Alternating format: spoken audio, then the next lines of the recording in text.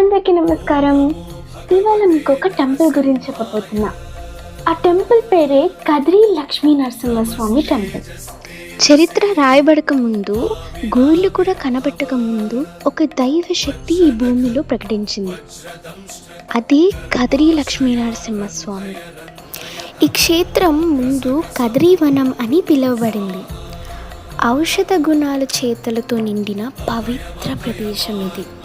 ఇక్కడ ఉన్న నరసింహస్వామి విగ్రహం మనిషి చేతులతో చెక్కించబడింది కాదు. ఇది స్వయంభూ, ప్రకృతి నుండి స్వయంగా అవతరించిన దైవం.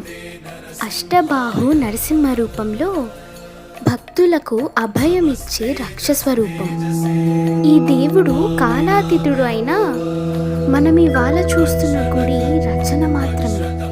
విజయనగర సామ్రాజ్యం కాలంలో, అంటే 14 నుండి 16 శతాబ్దాల మధ్య విస్తరింపబడింది.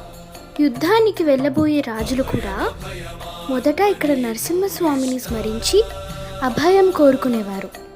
ఈ పవిత్ర క్షేత్రం ఆంధ్రప్రదేశ్లో శ్రీ సత్యసాయి డిస్టిక్లో ఉన్న కదిరి నగరంలో ఉంది. పుట్టబర్తి నుండి చూస్తే కేవలం 60 కిలోమీటర్స్ మాత్రమే. 2 గంటల ప్రయాణం, కానీ అనేక శతాబ్దాల భక్తి అనుభవం. ఇప్పటికీ కూడా అభిషేకం సమయంలో స్వామి విగ్రహం వేడిగా ఉంటుందని అర్చకులు నమ్ముతారు. ఇది కేవలం ఒక గుడి కాదు, ఇది జీవించి ఉన్న నరసింహస్వామి యొక్క నివాసం.